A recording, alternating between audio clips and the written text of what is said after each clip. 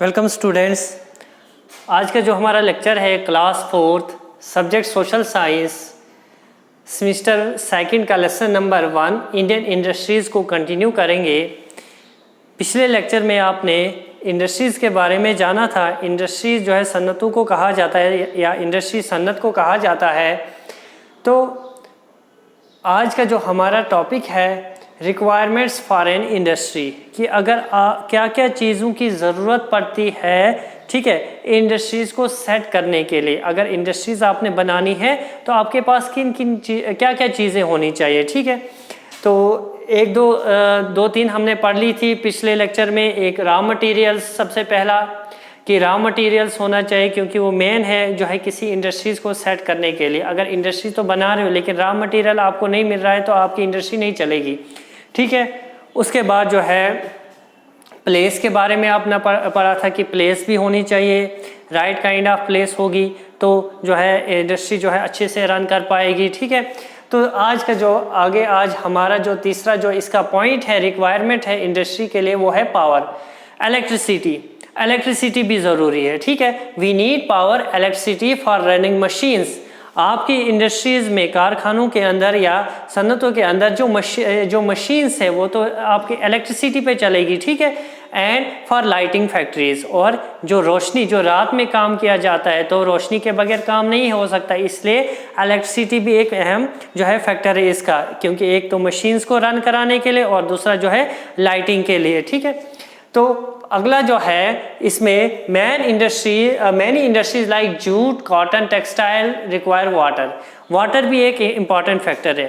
क्या बता रहा है कि बहुत सारी इंडस्ट्री, जैसे जूट सबको मालूम है, एक प्लांट है, ठीक है। तो इससे जूट से क्या क्या बनती है, बहुत सारी चीज़ें बनती है, जैसे रोप्स बनती हैं, कालीन बनते हैं, बैग्स बनते हैं, बहुत सारी चीज़ें बनती हैं। तो जूट है, कॉटन की टेक्सटाइल जो मिले हैं उनको पानी चाहिए, रिक्वायर वाटर, ठीक है, which is an important factor. ये भी क्या है, एक इम्पॉर्टेंट फैक्टर है। Therefore, most of the industries are located near the rivers or water body। इसलिए ज़्यादातर जो इंडस्ट्रीज आप देखते हो वो पानी के नज़दीक या ओशंस के नज़दीक देखते हो आप, ठीक है। उसके बाद तीसरा है मैन पावर, इसका नेक्स्ट मैन पावर, ठीक है। अब मुख्तलिफ किस्म की मैन पावर्स अब यहाँ पे इस्तेमाल की जाती है, नॉट ओनली सिर्फ लेबर्स ही नहीं आएंगे इसमें, ठीक है। तो इसमें क्या various forms of man power, जैसे कि इंजीनियर्स वो उनको कहा जाता है जो डिज़ाइन करते हैं या बिल्ड करते हैं आपके मशीन्स को, ठीक है। इंजीनियर्स है, साइंटिस्ट होने चाहिए, मैनेजर्स जो मैनेज की करें, और वर्कर्स भी होने चाहिए, लेबर्स भी होने चाहिए कि इंडस्ट्री को रन कराने के लिए क्या कौन कौन सी चीज़, कौन कौन सी मैन पावर होनी चाहिए। इंजीनियर्स होने चाहिए, साइंटिस्ट होने चाहिए, मैनेजर्स होने चाहिए, वर्कर्स होने चाहिए किसी इंडस्ट्री को रन कराने के लिए।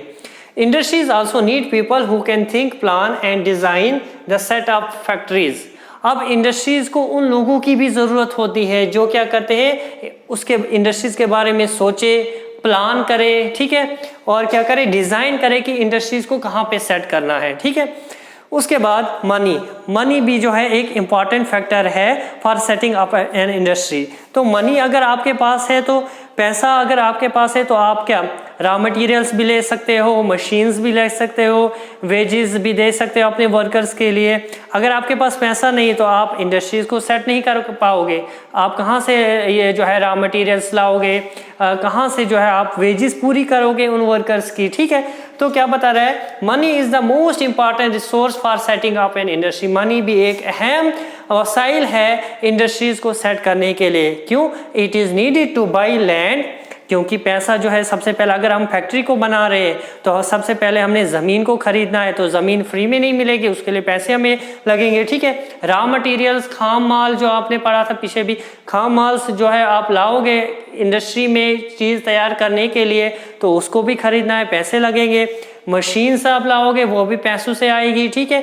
एंड टू पे वेजेस टू वर्कर्स, वेजेस कहा जाता है तनख्वाह जो आप वर्कर्स को दोगे जो वहाँ पे काम करते हैं, तो उसके लिए मनी भी इम्पॉर्टेंट है, मनी के बगैर कुछ नहीं हो सकता, ठीक है। उसके बाद ट्रांसपोर्टेशन, नकलो हमल, ट्रांसपोर्टेशन भी ज़रूरी है।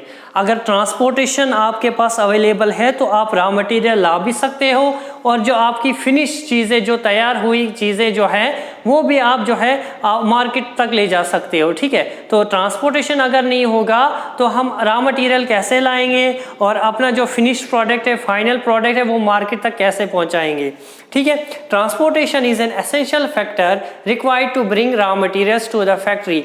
क्या बता रहे हैं कि ये एक अहम फैक्टर है किसी बता रहे किसके लिए, रॉ मटेरियल्स जो है फैक्ट्री तक पहुंचाने के लिए। And send the finish products to different markets of the country and all over the world. और हम बेच सकते हैं जो हमारी चीज़ें इंडस्ट्री के अंदर तैयार हो जाती है उसको डिफरेंट मार्केट्स तक पहुंचा सकते हैं कंट्री के और पूरे वर्ल्ड में। ठीक है, इसलिए ट्रांसपोर्टेशन भी एक अहम जरिया है इसका। उसके बाद मार्केट, ठीक है, मार्केट बाजार, अब ये भी इंपॉर्टेंट है। Market is an essential factor as it provides a place for selling the finish products. देखो, अगर आपके पास मार्केट अवेलेबल नहीं होगी तो आप जो फैक्ट्री के अंदर चीज़ें बना रहे हो तो उसको आप बेचोगे कहाँ, ठीक है, कहाँ से उसको बेचोगे। तो मार्केट भी एक अहम फैक्टर है, जहाँ से एक ऐसी जगह है जहाँ पे हम अपनी चीज़ों को बेच सकते हैं जो इंडस्ट्रीज के अंदर तैयार की जाती है। ठीक है, the near the industry to its market, क्या बता रहे हैं, जितनी नज़दीक इंडस्ट्री, बता रहा है कि इंडस्ट्री जितनी मार्केट के नज़दीक होगी, ठीक है, the cheaper will be transportation, उतना ही सस्ता इसके ट्रांसपोर्टेशन होगा। ठीक है, आप देखते हो अगर आप यहाँ से फॉर एग्जांपल आपने यहाँ से पुल्लोडा कोई चीज़ लेनी है, ठीक है, तो अगर आप अगर आप बता रहे हैं कि जितनी नज़दीक आपकी जगह होगी जहाँ पे आप रहते हो, फॉर एग्जाम्पल अगर यहाँ से आपने जम्मू लेना है तो किराया यहाँ से जो है वो ज़्यादा लगेगा एज़ कम्पेयर टू पुल्लोडा। ठीक है, तो क्या बताया जा रहा है कि जितनी यहाँ पे नज़दीक, जितनी जो बता रहा है मार्केट इंडस्ट्री के नज़दीक होगा उतना चीपर जो है उतनी उसकी ट्रांसपोर्टेशन कॉस्ट होगी। ठीक है, उसका किराया कम होगा। तो ये था requirements for setting an industry. कौन कौन सी रिक्वायरमेंट्स, अगले लेक्चर में हम जो है नेक्स्ट टॉपिक को कंटिन्यू करेंगे, डिफरेंट टाइप्स ऑफ इंडस्ट्रीज़ के बारे में पढ़ेंगे। Thank you.